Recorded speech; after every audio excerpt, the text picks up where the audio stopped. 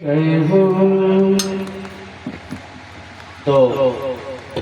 मैं निवेदन कर रहा था आप सभी लोगों से कि जब द्रौपदी के पांचों पुत्रों का अश्वत्थामा ने वध किया, दुर्योधन के प्राण निकल गए, तो पांचों पांडवों ने उस आदताई को पकड़ करके लाया और मारने के उद्यत हुए। तो भगवान कृष्ण ने रोक दिया और कहा क्या, ब्रह्मबंधुर्न हन्तव्य आदताये वधार्हा। ब्राह्मण का पुत्र अगर हो और आदताई हो, आदताई मतलब जो गर्भपात करवाता हो, करवा दिया हो, वो आदताई हो। तो ब्राह्मण को मतलब दूसरे पर स्त्री को हरण करे, वो आदताई। इसी प्रकार के 6 प्रकार के आदताई बताए गए, 6 प्रकार के ये आदताई हैं, और इन आदताइयों को मार देना पाप नहीं होता। तो इसमें से कुमार अवस्था में अश्वत्थामा ने वध किया था, तो आदताई हो गया। तो भगवान कृष्ण ने क्या कहा, ब्रह्मबंधुर्न हन्तव्य आदताये वधार्हा।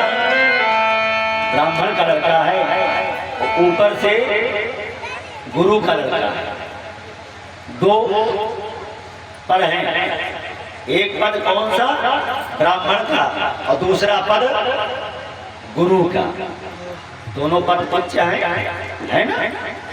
और इसने जो कार्य किया वो पशु के समान है, लेकिन मारना उचित नहीं। तो क्या करना उचित है, सम्मानित व्यक्ति का अपमान कर देना मरण के समान होता है। तो सम्मानित व्यक्ति कौन है, ब्राह्मण है, ऊंचे पद पर है, उनकी बेइज्जती कर दीजिए तो मरण के समान होता है। तो जिंदा व्यक्ति नहीं समझा जाता, ये शास्त्र कहता है। भगवान कृष्ण कह रहे हैं इससे पांचों पांडवों से। तो क्या किया जाए महाराज, इसका आप शर्म उड़वा दो और इसको हस्तिनापुर क्या पूरे इस मतलब उत्तर प्रदेश में हस्तिनापुर कहाँ था, हरियाणा में। और इंद्रप्रस्थ कहाँ था, जो आज दिल्ली ग्राम जानते हैं, दिल्ली, नई दिल्ली, पुरानी दिल्ली, ये इंद्रप्रस्थ था। जो इंद्रप्रस्थ की मांग लेकर के भगवान कृष्ण गए थे कहाँ, हस्तिनापुर में दुर्योधन के पास। तो दुर्योधन ने क्या कहा था कि बिना युद्ध किए सुई के नोक के बराबर में भूमि नहीं प्रदान करूंगा। वही युद्ध हुआ, हस्तिनापुर और इंद्रप्रस्थ दोनों एक हो गए। पूरे उत्तर प्रदेश से उनको बहिष्कृत कर दिया गया। आज भी बद्रिकाश्रम में कहीं कहीं ऐसा सुनने में आया कि अश्वत्थामा आज भी दिखाई पड़ता है। सर मड़वा करके मणि को निकाल लिया गया, तेज निस्तेज हो गया और आज भी जंगलों में भटक रहा है। तो इस उपहास से देखिए, कल के प्रसंग में मैंने आपको निवेदन किया था कि क्रोध जो होता है ये भी महापाप है। निवेदन किया था मैं कल के प्रसंग में।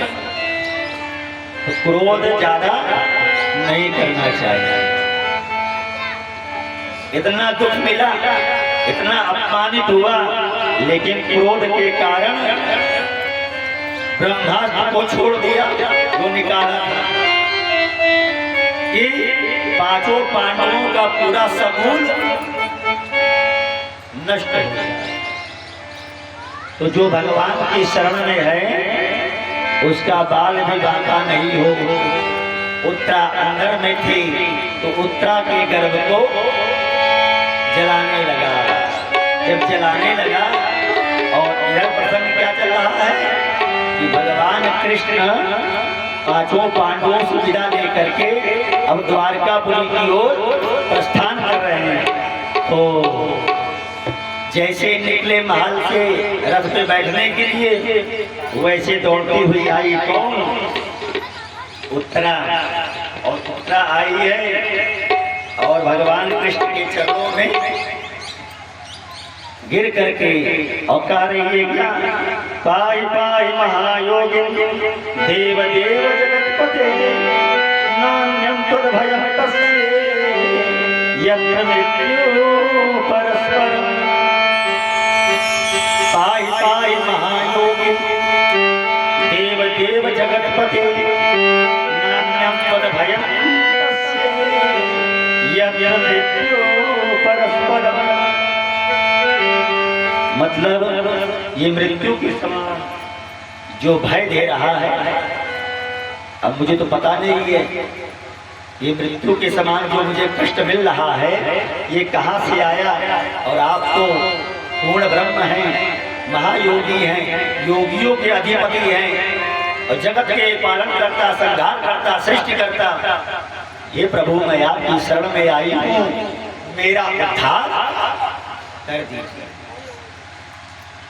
उत्तरा की प्रार्थना पर भगवान कृष्ण नेत्रों को बंद किए और नेत्रों को बंद करके और जब ध्यान लगाया तो अरे अश्वत्थामा ने अंतिम खेल दिया। तुरंत भगवान सूक्ष्म रूप बना करके और उत्तरा के गर्भ में प्रविष्ट हुए और उस ब्रह्मास्त्र को सुदर्शन चक्र से निरस्त किया। और वहीं पर उत्तरा के गर्भ में जो बालक पल रहा था, उस बालक को भगवान ने अपनी दीक्षा प्रदान कर दी। कैसी दीक्षा? शंख और चक्र। आप उंगली दिखाती है पंडित लोगों को ना, ये तो इस उंगली के इस भाग में शंख और चक्र दोनों बने हैं। देखिएगा कभी ध्यान से, चक्र शंख बने रहते हैं दोनों हाथों में, ये इसी भाग में बने।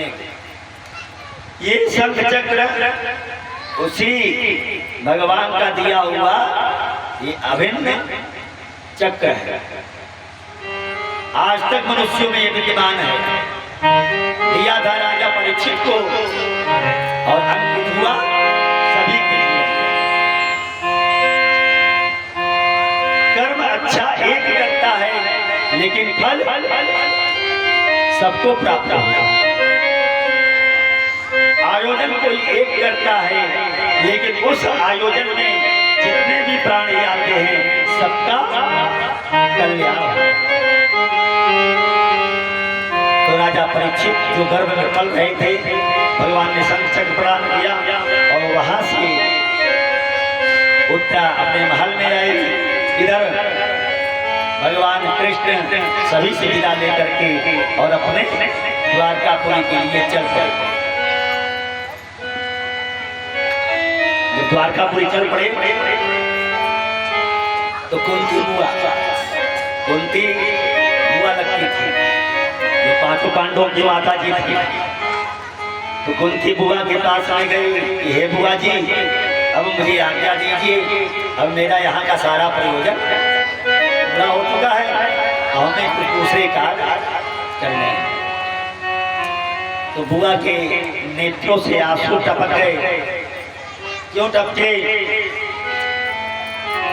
कि जब तक मेरे पास दुख था, सोच रही है बुआ और इसलिए रो भी रही है, जब तक मेरे पास दुख था तब तक मेरा कन्हैया मेरे पास था। आज मेरे पास सुख की घड़ी आई, मैं रानी बन गई, तो मेरा कन्हैया मुझे छोड़ करके जा रहा है। ये सोच करके बुआ रो रही है।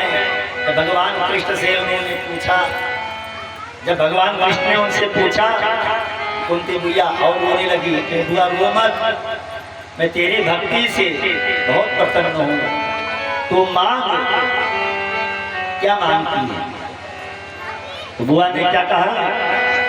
विपदा सन्तु नासस्व तत्र तत्र जगद्गुरो भवतो दर्शनं यस्य पुनर्भव दर्शनम्। विपदा संत संतुना सस्व विपदा। क्या मांगा? दुख मांगा, दुख। अब बताइए, सोचने वाली बात है कि नहीं? कोई दुख मांगेगा क्या प्रेम? सब भगवान के पास जाते हैं तो क्या मांगते हैं? मेरे पुत्र का जन्म हो जाए, मेरी लड़की को नौकरी मिल जाए, मेरी लड़की को नौकरी मिल जाए। कभी आपने मांगा क्या कि मेरे पति को जेल हो जाए, या मेरे पति के पास पैसा न रहे, या मेरे पास दुख ही दुख लगा रहे? कभी आपने मांगा? लेकिन कुंती बुआ ने क्या मांगा? विपदा संतु ना सस्व तत्र तत्र जगत गुरु। विपदा मेरे पास दुख है। भगवान कृष्ण मुस्कुरा पड़े। क्यों मुस्कुराए?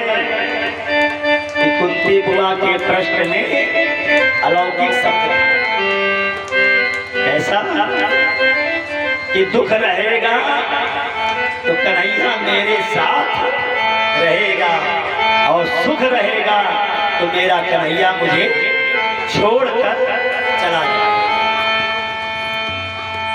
ये भाव था कुंती बुआ का। ये देख करके भगवान कृष्ण ने अपनी अचल भक्ति प्रदान की, और वहां से विदा होकर के रथ पर सवार होकर के चल पड़े।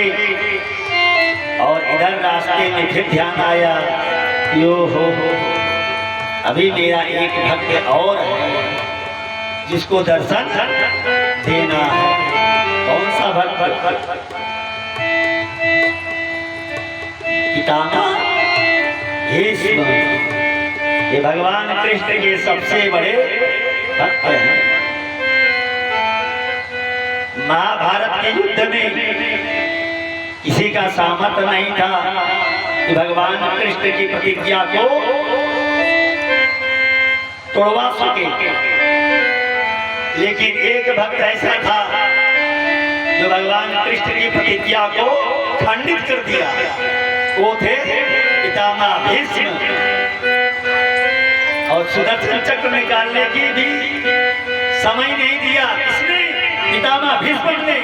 तो रथ का पहिया उठा करके और पितामह भीष्म से युद्ध करने के लिए भगवान कृष्ण उद्यत हो गए। तो वहीं पर पितामह भीष्म ने अपने धनुष बाण को रख दिया। प्रभु धन्य है, बस यही स्वरूप का तो मैं दर्शन करना चाह रहा था, आपने दर्शन दे दिया। आपसे युद्ध करने का सामर्थ्य मुझ में नहीं। ऐसे भक्त को याद किया भगवान कृष्ण, वह मेरा भक्त मुझे याद कर रहा है। भगवान कृष्ण रथ को रोके और आए पितामह भीष्म के पास में। पितामह भीष्म नेत्रों को बंद किए भगवान कृष्ण का गुणगान कर रहे थे कि प्रभु अब अंतिम समय चल रहा है, आपका दर्शन हो जाता तो मैं अपना प्राण त्याग देता। क्यों? क्योंकि पितामह भीष्म जी को इच्छा मृत्यु का वरदान था। जब उनकी इच्छा होगी तभी वो प्राण को छोड़ेंगे। इसी फलस्वरूप पितामह भीष्म इतना कष्ट भोगते हुए और वहां पर लेटे हुए सारा युद्ध उन्होंने देखा, कैसे सारे कुरुवंश का नाश हुआ और पांडव वंश विस्तार की ओर विजय की ओर अग्रसर हुए। सारा का सारा युद्ध पितामह भीष्म ने देखा। अब यही मन की इच्छा थी कि एक बार कन्हैया का दर्शन हो जाता तो मैं अपना शरीर सुखपूर्वक छोड़ देता। कन्हैया जाके खड़ा हुआ और धीरे से कहा, पितामह पितामह। पितामह ने नेत्र को खोला और भगवान कृष्ण के उस छैल छबीले स्वरूप को देख करके नेत्रों से आंसू आए। और पितामह भीष्म ने कहा, हे कन्हैया, तेरा यही स्वरूप दर्शन प्राप्त करने के लिए तो आज तक मैं जीवित था। आज मैं धन्य हो गया, अब मैं सुखपूर्वक इस धराधाम को छोड़ करके और तेरे धाम को जाऊंगा। अब मेरी कोई इच्छा नहीं है, बस एक इच्छा अंतिम बची हुई है। अगर तेरी अनुमति हो तो मैं आपसे निवेदन करूं। आइए एक प्यारा सा भजन पितामह भीष्म के ऊपर श्रवण करेंगे, उसके बाद हम लोग पितामह भीष्म का महाप्रयाण, उसके बाद आगे की कथा में लोग प्रवेश करेंगे। जय श्री राधे। इतना तो करना स्वामी, जय हो। इतना तो करना स्वामी,